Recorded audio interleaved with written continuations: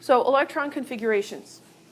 Quantum mechanics describes the behavior of electrons in atoms.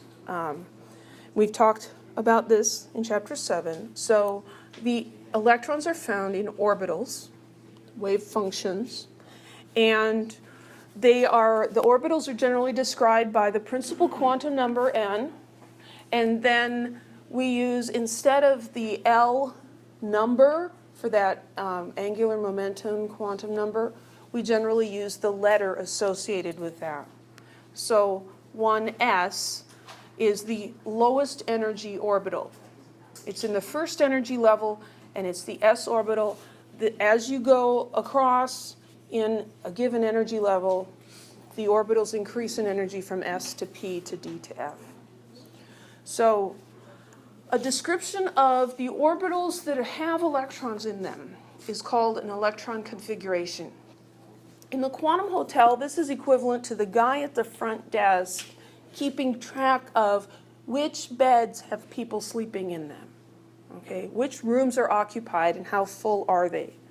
So for hydrogen with only one electron, the electron configuration is going to be 1s1. So this is the principal quantum number, this is the specific orbital, and the superscript 1 tells us how many electrons are in that orbital. And this is one of the few places where the chemists do write the number 1. Okay, we put a 1 up there. What's the 1? It says that there's 1 electron there. No, but I mean the 1 in front of the S. It's the quantum number, the principal quantum number. So in the hotel, this would tell me that there's one person in the S room on the first floor. That's what that says. Well, we can do calculations with Schrodinger's equation that demonstrate that hydrogen's 1 electron is occupying the lowest energy orbital in the hydrogen atom. We can solve Schrodinger's equation for hydrogen. For multi-electron atoms, we can't get exact solutions because the electrons interact with each other. And so we have to keep adding all these terms to account for the electron-electron interactions. But we can get approximate solutions, and they show that the orbitals in multi-electron atoms are similar to those in hydrogen. And so we're not going to worry about the specific details and how they're different. We're just going to go with, yeah, they've got basically the same shapes. But there's 2 things we do need to talk about with multi-electron atoms. And that's electron spin and energy splitting of sublevels. So we have electron configurations, and we also have what are called orbital diagrams. An orbital diagram, the word diagram suggests, okay, this is more visual. And so we're using boxes and arrows to indicate where the electrons are. We represent each electron with a half arrow, and we indicate the spin by the direction of the arrow. If the arrow's pointing up, it's a positive spin plus 1/2 for the ms number. If it's down, it's negative 1s. And this harks back to what I talked about in the quantum hotel as the guys in the bed sleeping, one with his head at the top and one with his head at the feet, right? If you have a group of hydrogen atoms, it turns out that about half of those have electrons with positive spin, and about half of the atoms have that electron with negative spin. We're not going to worry about that too much. The Pauli exclusion principle tells us that no 2 electrons in the same atom can have the same 4 quantum numbers. In the quantum hotel, you can't have a guy sleeping like right on top of another guy. Okay? You can have 2 in the bed, but they have to be head to toe. One's up and one's down, right? Even in California? Even in California. See, this is my mythical Chemistryland, right? And so I get to make up the rules. Nice. And they're similar to the rules in everyday life, but not exactly, right? So 2 electrons that are in the same orbital will have 3 identical quantum numbers. They're in the same principal level, the same floor in the hotel. They're in the same sublevel, the type of orbital, S, P, or D, or F. They're in the same room, right? And they can be in the same bed. You can have 2 electrons in one orbital. But the fourth number has to be different then. And so you have one with a positive spin and one with a negative spin. So each orbital can only have 2 electrons, and they have to have opposite spins. So understanding this, we can predict the maximum number of electrons in each sublevel. The S sublevel has 1 orbital, and so it can hold 2 electrons. The P sublevel has 3 orbitals. It can hold 6 electrons. In the quantum hotel model, the P room has 3 beds. How many people can sleep in 3 beds? 6, right? The D sublevel has 5 orbitals. It can hold 10 electrons. A hotel room with 5 beds could sleep 10 people. And the F orbital is, the F sublevel is 7 orbitals, 14 electrons. So let's look at helium. We're moving up from hydrogen, right? Now we've got all of 2 electrons. Can I go back to that? And this is all available on Blackboard, and it's also in your textbook. Textbook, yeah. Where do I get all this stuff from? A textbook, except for things like the quantum hotel. So helium has 2 electrons. They're going to be in the lowest energy orbital that they can be. So think about the quantum hotel. What's the cheapest room? So on the first floor, and there's only 1 room there, it's the S room, has 1 bed. You can put 2 guys in it, right? So both of these electrons are going to sleep in this 1S bed, one with his head to the headboard and one with his feet to the headboard. One right side up, one upside down. And so if we look at the quantum numbers for these 2 electrons, they're both in level n equals 1, L equals 0, that's the S. M sub L is 0. There's only one possibility for that, but the final quantum number is different. So no 2 electrons in an atom can have the same 4 quantum numbers.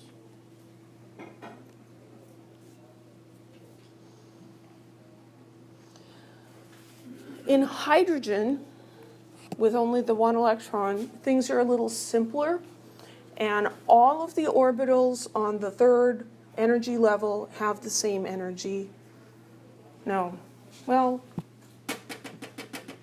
did I say that right? Yes, they do.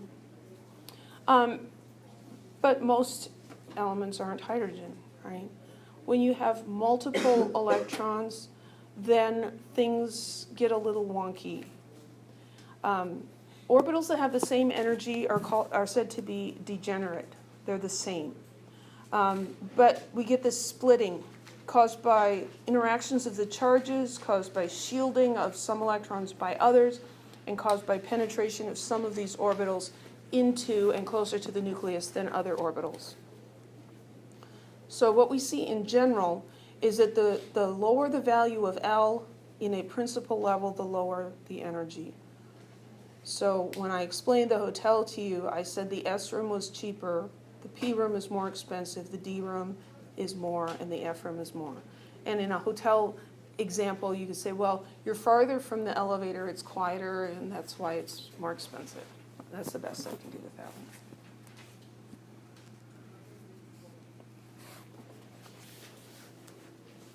I think we've mentioned Coulomb's law before. Coulomb's law governs the energy between 2 charged particles. So between 2 charged particles, you have potential energy, and that can be either positive or negative. So it depends on the charge of each of the objects and how far apart they are, the radius. So if the charges are larger, the potential energy is larger. If the distance between them gets larger, the potential energy decreases. So think about sticking a magnet on the refrigerator. You know, it sticks on there real nice. And then you put 1 piece of paper and you put the magnet on there. Still sticks pretty good. 2 pieces of paper, 3. You get up to 4 or 5 pieces of paper, and the magnet's probably not going to stick to the refrigerator anymore.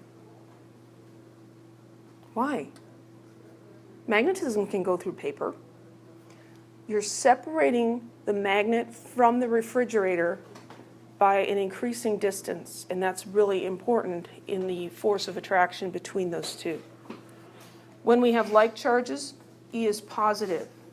A positive potential energy is going to cause these charges to fly apart from each other. A negative energy is going to cause them to be attracted to each other. So if Q1 and Q2 have the same charge, they could both be plus or both be minus. Overall, this term is going to be positive, and they will repel. If one's positive and one's negative, E is negative, and they'll attract each other.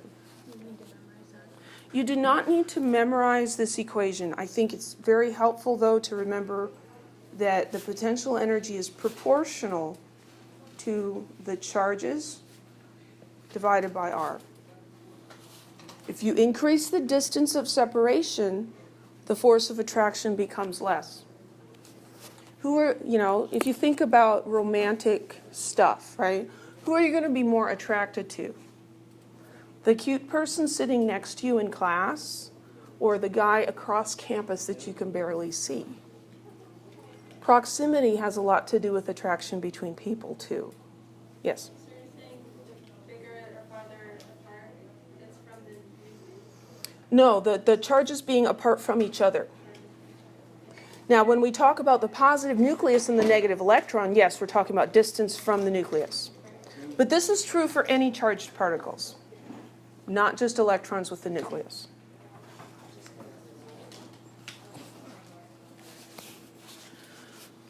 So we have these interactions between electrons. You get the attraction of the nucleus for the electrons, and you also get the repulsion between the two or more electrons. Electrons have negative charges, and so they're going to repel each other. So the electron's like, I'm really attracted to this nucleus, but I'm really repelled by all these other electrons around here. And so there's this balance between these charges. The repulsions cause an electron to have a reduced attraction to the nucleus, and we call that shielding. It's shielded from the nucleus. So it's attracted to the nucleus, but these other electrons that are in there kind of reduce its attractiveness. Yes? Why doesn't the very center electron go straight towards the nucleus and stick there? Because of its wave function, there's a node at the nucleus. Node? A node. 0 probability that the electron is found at the nucleus. Okay. We know that electrons do not crash into the nucleus. Right. Even though they're opposite charges? Right, even though they're opposite charges. And that's part of why the Bohr model doesn't work, because you've got a moving charged particle that should be giving off energy. And if it's not gaining energy from something else, it's going to eventually run out of energy, and then they would collapse, and the atom would collapse on itself. But that doesn't happen. The details of exactly why get pretty hairy, and I don't remember them off the top of my head. I was satisfied at some point and then just put it away. So the total amount of attraction that an electron feels for the nucleus is called the effective nuclear charge. There's nuclear charge, but then some of the electrons are shielded by other electrons, and so we look at their effective nuclear charge, and that's called ZF. Z effective. So these other charges affect things, and distance from the nucleus is also a factor. So the closer that an orbital is to the nucleus, the stronger the attraction between the nucleus and that electron in the orbital.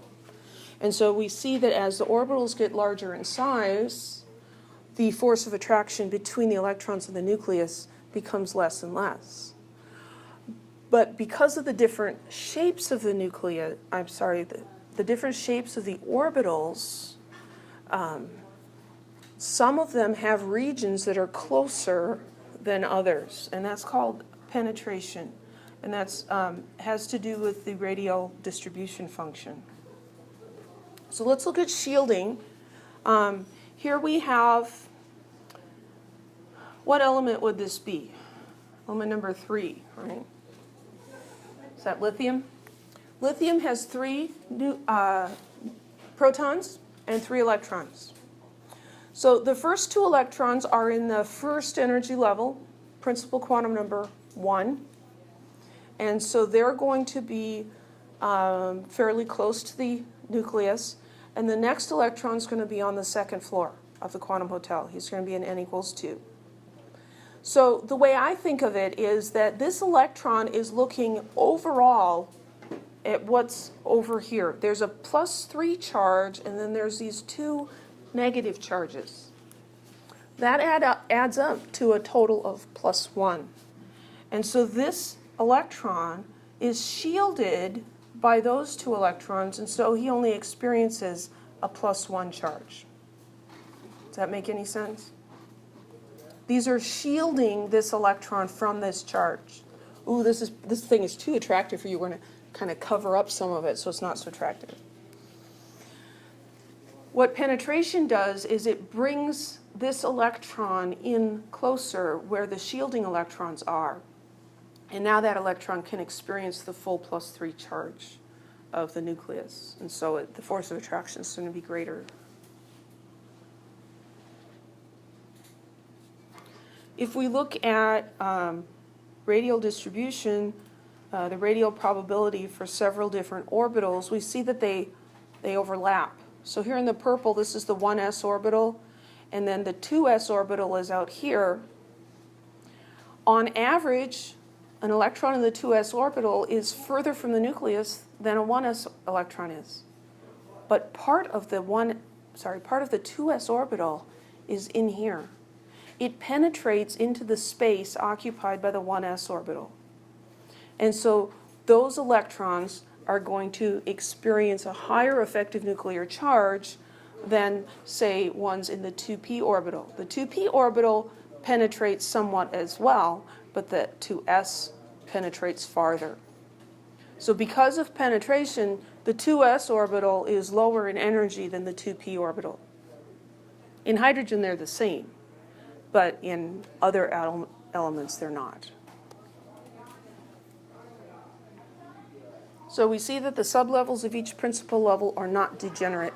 The S, the P, the D, and the F in, say, the 5th energy level are not all at the same energy.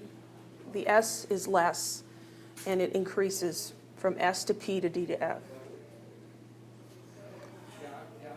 We also see that the effects of penetration become greater as the principal energy level increases, principal quantum number increases. And this ends up with the result that the 4s orbital is lower in energy than the 3d orbital. So things kind of get skewed. In the quantum hotel model, this is like some weird Groupon deal, right? It's like, well, okay, but there's this, normally the 4s orbital should be, the 4s room should be more expensive than the 3d room because it's on the next floor up. But there's a deal today. If you, click over here, you can get this deal, and the 4s will be less expensive than the 3d. That's the best I can do with that one. The relative energy ordering can actually be different from element to element, but we're going to learn the usual one, the most common one. So in terms of energy, this is how they stack up. 1s, 2s, 2p, 3s, 3p, that's fairly predictable. But then the 4s is lower in energy than the 3d, and then we've got 4p and 5s and 4d. And you can memorize that order, or what we're going to see is that you can actually just get it off the periodic table, which I think is better. But when we put electrons into the orbitals, when we try to figure out what the orbital diagram is, or the electron configuration, we fill the orbitals in order of increasing energy. And so this is a list of the filling order. It's important to remember that we can have no more than 2 electrons in each orbital. And what Hund's rule tells us is that when we're filling degenerate orbitals, the electrons fill them singly first with parallel spins. And that's when I talked about the quantum hotel, and you got one electron coming into a P room, and there's 3 beds. He takes his own bed. He sleeps with his head right side up, right? The next electron comes in. Is he going to sleep in the same bed with the first guy? No, he's going to take his own bed. That's what Hund's rule says. He takes his own bed, and he's going to also sleep with positive spin right side up in the bed, because it's nicer that way, right? And so 3 electrons, you'll end up with 3 electrons in 3 orbitals, and they'll have parallel spins. They'll all be spin up. Only after the 3 orbitals are half filled do we get pairing, and then the next ones have to have negative spin. So this is one way to do orbital filling. Oops. So you list them out like this: 1s, 2s, 2p, 3s, 3p, 4d, 4s, 4p, 4d, 4f is, list them out like that. And then to figure out the order of filling, you're going to draw arrows. Darn it. So you're going to first fill 1s, and then 2s, and then 2p, and 3s, and 4p, and 4s. And that's one way to figure out the order of filling. Some people like that. If you like it, great. Do it that way.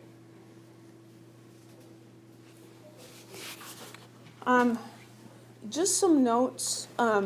When we write electron configurations, unless it says otherwise, we're going to assume that it's what's called the ground state, the lowest energy state, that this is not an atom where some of the electrons have been excited to higher energy levels. This is the low energy state, because that's what everything goes back to.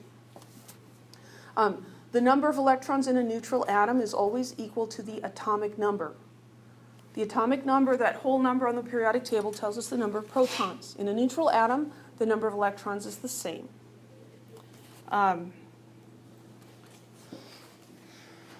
I've always been bothered by the idea of having 2 negatively charged electrons in the same orbital. Don't they repel each other? Well, they have to have paired spins. So one spin up and one spin down, and that pairing of spins minimizes that repulsion that they feel. And then we went over this part earlier.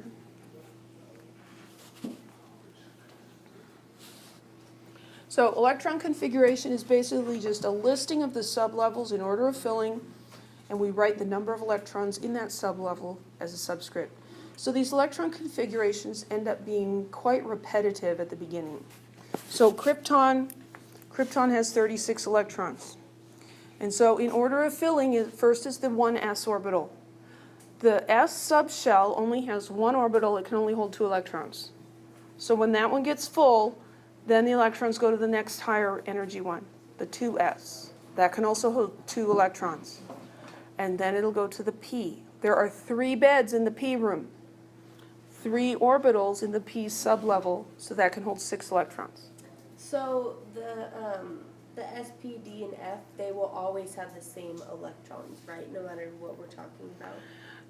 Like They have this. S2, S2, P6. Like that. They always have the same maximum number of electrons that they can hold. Mm-hmm. What happens though is when you get to the end, the last one may not be full. Okay. Okay? But all the ones before that are going to be full. And so after 3s2, then 3p6, 4s2, 3d10, 4p6. If you take these superscripts and add them up, they add up to 36. So that's a way to kind of check yourself. Did I do it right? Writing all of this stuff gets really tedious. And it's the same stuff over and over and over again. So we have what's a shorthand. It's called an inner electron configuration, or usually we call it a noble gas configuration. So if we're going to do rubidium, rubidium has 1 more electron than krypton. Krypton is a noble gas. It has all of these sublevels that have any electrons in them. They're all full. So after 4p, the next one is 5s. So if we change this, we can change Krypton's electron configuration into rubidium's electron configuration with one more electron. All we're doing is we're adding a term 5s1 at the end. So the shorthand is we say, well, this part is the electron configuration of krypton. So instead of writing all those terms out, I'm just going to write Kr in brackets. That cannot be said for anything. You can do it for any element. Yeah. So like for chlor. For chlorine, it would be neon plus 3s2, 3p5. We can't just do the S in brackets and then. No, you can't do sulfur in brackets and then add 1. It has to be a noble gas.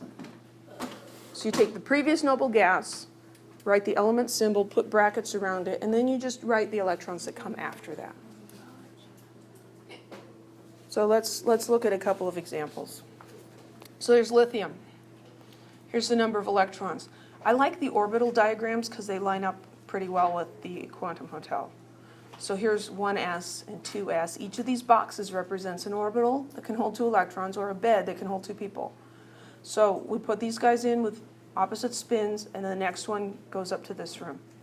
And so then the electron configuration is like the front desk guy, clerk.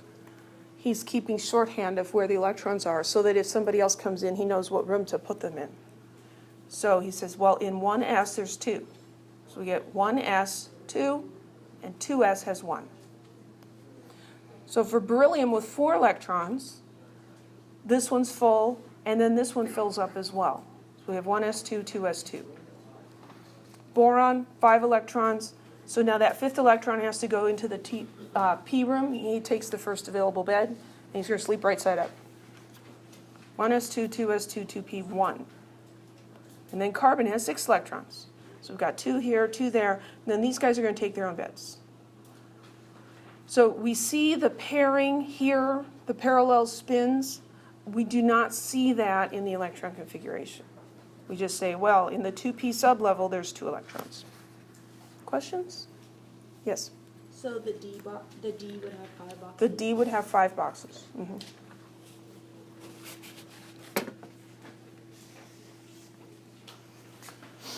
So I introduced this to you on Tuesday, but here's the PowerPoint slide for it. The Quantum Hotel, a discount resort for electrons in this case Chemistryland.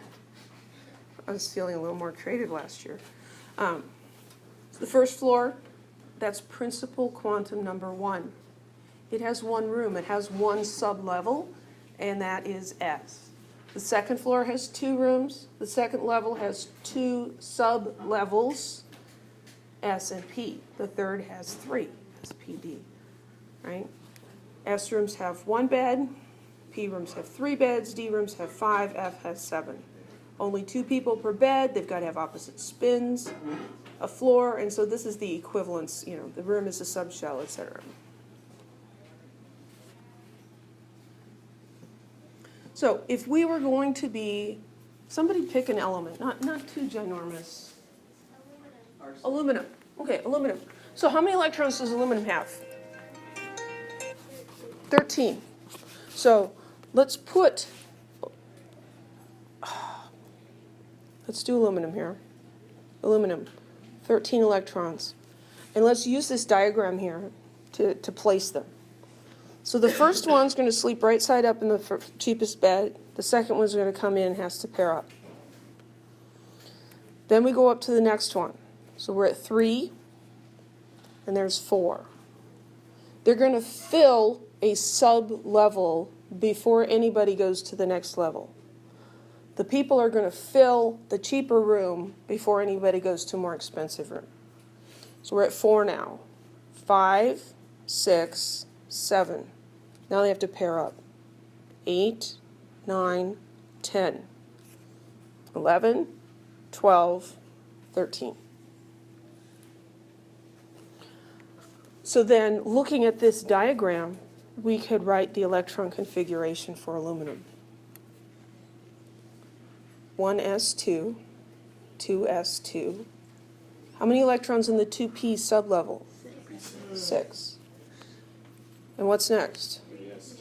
3s2 and 3p1. If you add all these superscripts up, they add up to 13. Questions?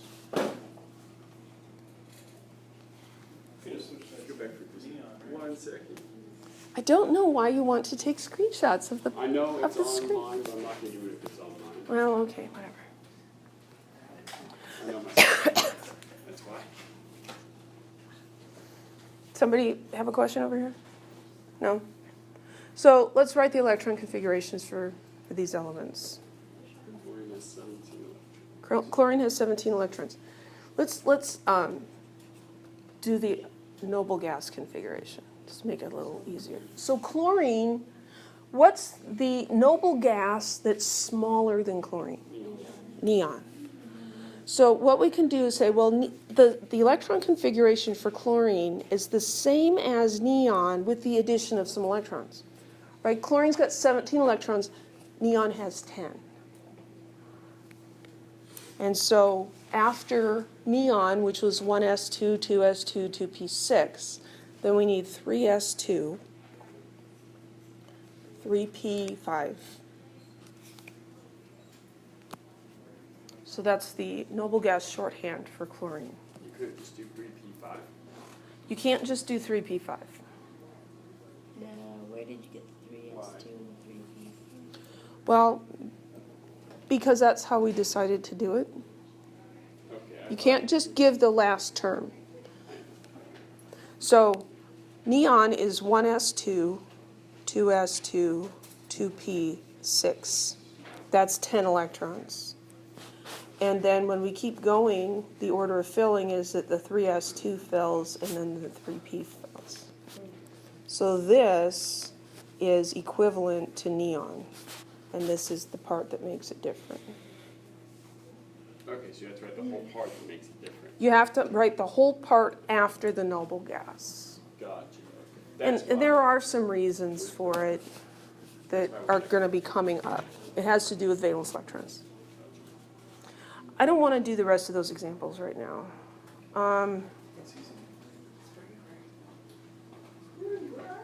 Spring break. Let's write an orbital diagram for argon and determine the number of unpaired electrons, and then we'll call it a day. Organic is So argon, 18 electrons, right? Dang it. Argon, 18. So orbital diagram means boxes. So 1s, 2s, 2p, 3s. Sorry, they're getting bigger. There's no reason for that, but anyway, 3p. So 1, 2, 3, 4, 5, 6, 7, 8, 9, 10, 11, 12, 13, 14, 15, 16, 17, 18. How many unpaired electrons? None. 0. All of the noble gases have 0 unpaired electrons. So if there was like one arrow without any, would the answer for that be one unfair? Yeah, so if we did, instead of argon, if we did bromine, and we remove 1 electron. So now this is bromine with 17 electrons. How many unpaired electrons? 1. Questions? Why did I say that was 17? I changed the example, and I said, well, let's look at bromine. Bromine has 35. Chlorine has 17. I'm sorry. Thank you. That's right. Thank you. See, I need you here to keep me on track. This is chlorine. That's better. Chlorine has 17. Okay. Can you upload